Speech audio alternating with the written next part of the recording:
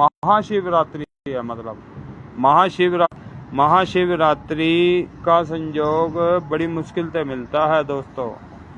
तो आज आप एक उपाय कर लो, वही बहुत है। देखो मैं जब भी लाइव आता हूँ आप लोगों को कोई ना कोई उपाय जरूर देता हूँ, और प्रभु सामने हो तो मेरे अपने आप ही वर्ड निकलते जाते हैं।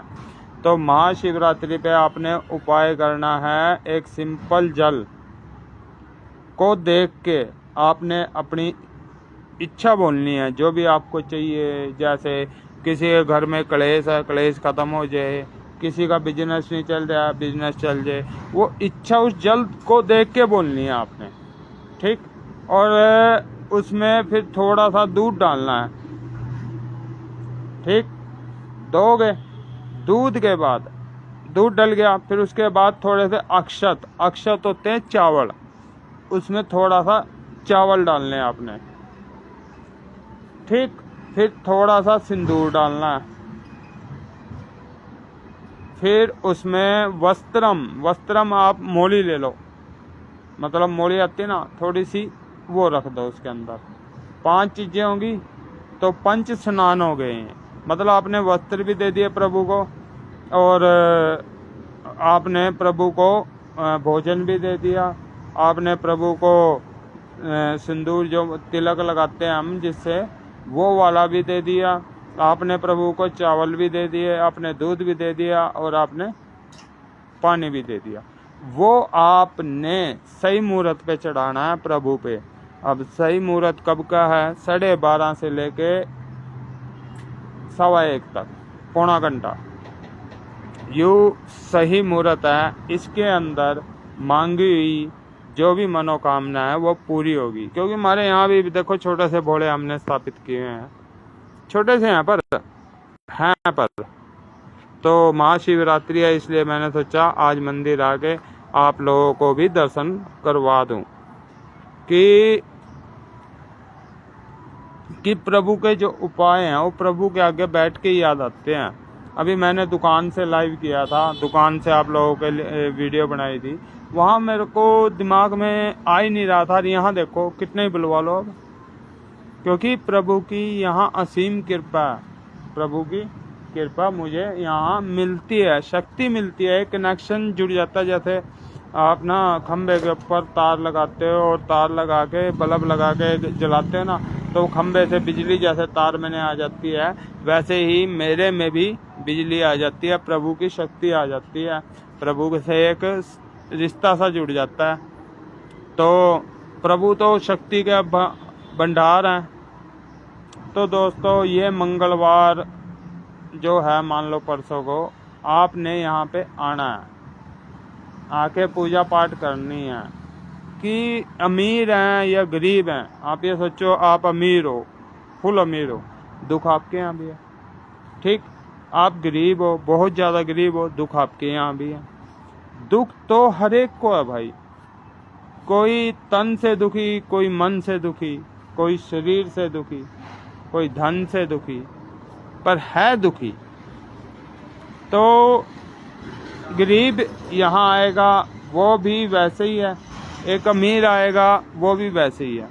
यानी दोनों का आना यहाँ समान है, बराबर है, कोई जाति वाति नहीं है यहाँ पे, मतलब जात पात नहीं है कि जो भी आ रहा है उसका एक ही जात है कि वो प्रभु का भगत है सिर्फ। ना तो अमीर है, ना गरीब है, ना पंडित है, ना क्षेत्रीय है, ना कुछ है, वो प्रभु का भगत है, वो बालाजी भगत। ऐसे नाम जुड़ जाता है सबका। कि मान लो एक बंदा लाखों रुपया कमा रहा है और वो यहाँ मंदिर आ रहा, उसका लाखों उसके घर पे है, घर के आसपास के लोग जानते हैं कि लाखोंपति है, पर यहाँ तो वो भी भगत ही है, और बजरंगबली भगत माना जाएगा, या श्री राम जी का भगत, ठीक है, या भोले का भगत, पर भगत के रूप में रहेगा वो, ना कि वो अमीर आदमी अमीर रहेगा। तो सबके लिए प्रभु समान है, और ये तो साक्षात भोले का एक रूप है। यानी कि प्रभु भोले ने अपने एक अंश थे बालाजी को जन्म दिया था, मतलब प्रकट किया था। भगवान हमेशा प्रकट होते हैं और इंसान जन्म लेते हैं। ठीक है, तो प्रभु प्रकट हुए थे, बालाजी प्रभु। ठीक है, तो प्रभु का जन्म था, ये था कि नारायण जो हैं वो श्री राम जी का रूप लेकर धरती पे जाएंगे। अभी ना मैं कुछ रीलें देख रहा था दोस्तों, ये उस बात से याद आया मुझे कि जब प्रभु का आगमन होता है धरती पे, तब क्या होता है कि देवता लोग भी धरती पे आना शुरू कर देते हैं। यानी कि देवता पहले आके यहाँ पे अपनी व्यवस्था बना लेते हैं ताकि वो प्रभु के कहाँ काम आएंगे, कहाँ क्या करेंगे। अब सूर्य पुत्र भी आए थे धरती पे, चंद्र पुत्र भी आए थे, इंद्र पुत्र भी आए थे जब राम जी का आगमन हुआ था। ये बाली, ये जो थे मतलब हैं, ये सुग्रीव, ठीक है, ये सब देवता लोग थे। इन्होंने आके प्रभु के लिए व्यवस्था की सारी, और रावण का घमंड तड़वाया और उसको अच्छा लोक दिवाया। तो पहले देवता लोग आके वहाँ यहाँ पे व्यवस्था शुरू कर देते हैं और वो व्यवस्था चालू हो गई है। एक वीडियो में एक बाबा जी हैं, बहुत पहुंचे हुए बाबा जी हैं, जिनको ना एलियन का और मतलब साक्षात ही दिखता है ब्रह्मांड एक तरह से। तो उनकी वीडियो देख रहा था, उन्होंने बताया कि आजकल जब हम शरीर छोड़ते हैं आत्मा को यमराज लेने नहीं आता, क्योंकि यमराज जो ये हैं देवता लोग, इन्होंने धरती पे आना शुरू कर दिया अब, और वो व्यवस्था भी बंद है। तो अब आपके जो पुरखे हैं, मान लो जो आपने मान लो खेतों में घरों में बनाए हैं और उनकी पूजा करते हो आप, पूर्वज हैं, अब वो लेने आते हैं। ठीक है, और वो अपने साथ ले जाते हैं आपको। मान लें आपने अच्छे कर्म करे हैं तो आपको अच्छे धाम पे ले जाते हैं, और जो आपने अच्छे कर्म नहीं करे तो उसी धाम पे ले जाते हैं। अब वो लेने आते हैं, क्योंकि यमराज वाली व्यवस्था वो बता रहे हैं कि अभी ठप कर दी गई है, क्योंकि अब अगला कलयुग का जन्म होने वाला है। कल की अवतार आपने सुने होगा, आजकल बड़ा रुक्का पड़ रहा है, तो वो कल की अवतार होएगा, उसमें मेरे प्रभु बालाजी भी काम आएंगे। उस साथ मैंने बताया आपको, जैसे अपने ये विभीषण जी हैं, बाली है, ठीक है, ये 7 हैं, ये 7 लगेंगे, और देवता लोग भी लगेंगे, वरुण देव है, वायु देव है, ये सब आएंगे धरती पे, ये व्यवस्था बनाएंगे कल की भगवान की। ठीक, उनके जन्म से बड़े होने तक। और जो असुर है, मतलब जो बहुत शक्तिशाली है,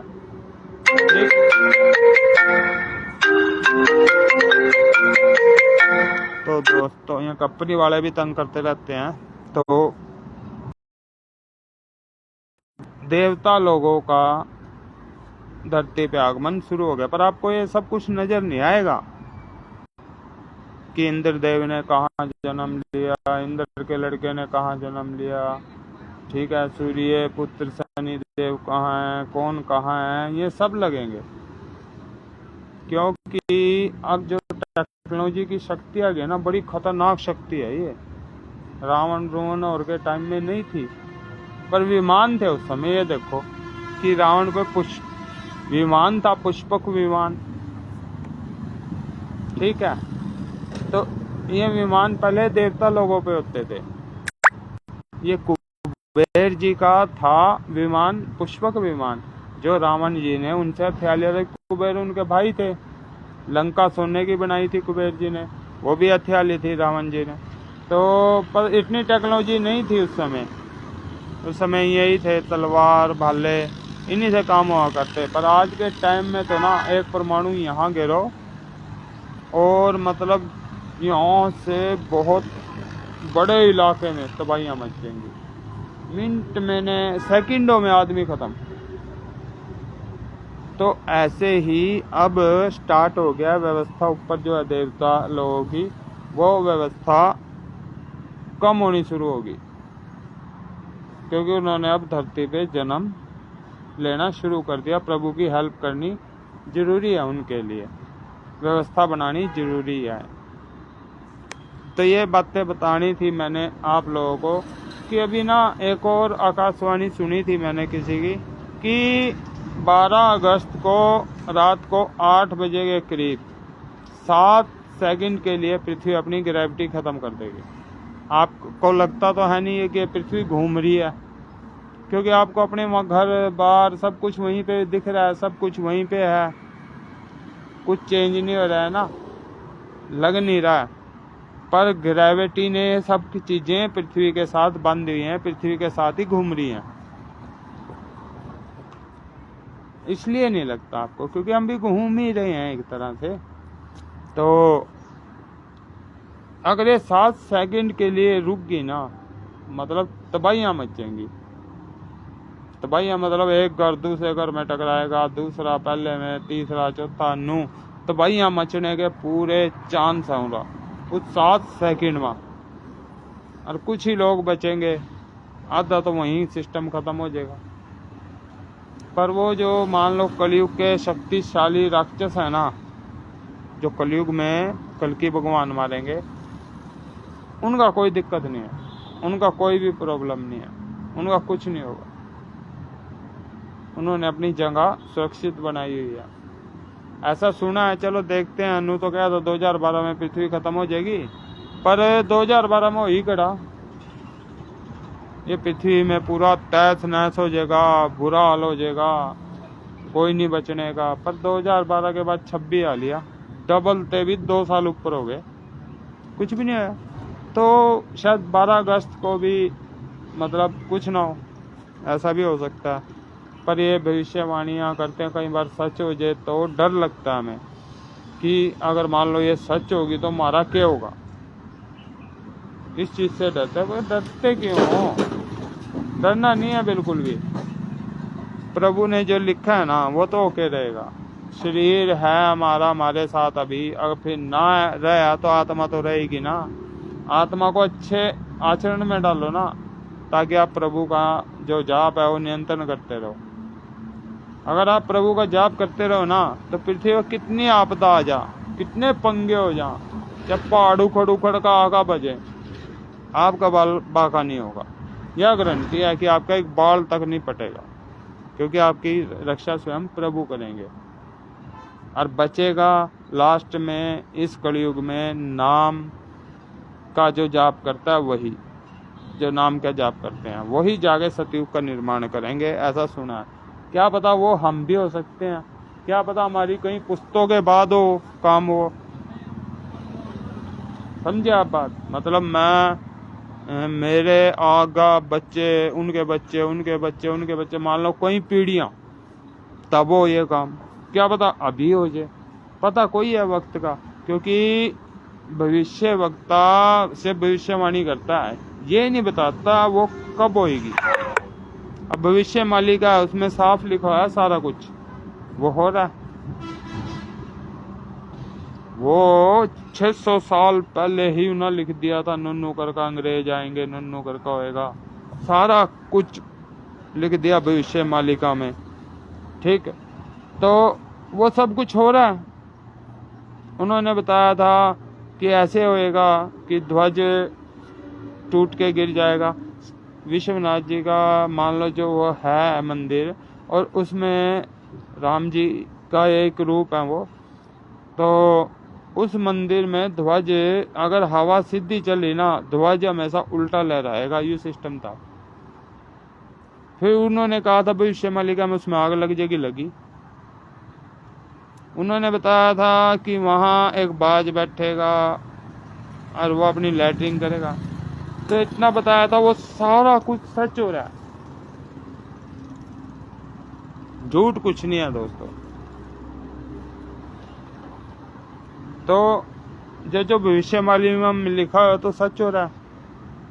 तो उसके हिसाब से कल की अवतार का मतलब हम बुढ़े हो जाएंगे बहुत, पर भगवान के दर्शन तो शायद हम भी कर पाए, हमारा सौभाग्य होगा जो हम कल के भगवान के दर्शन कर पाएँ।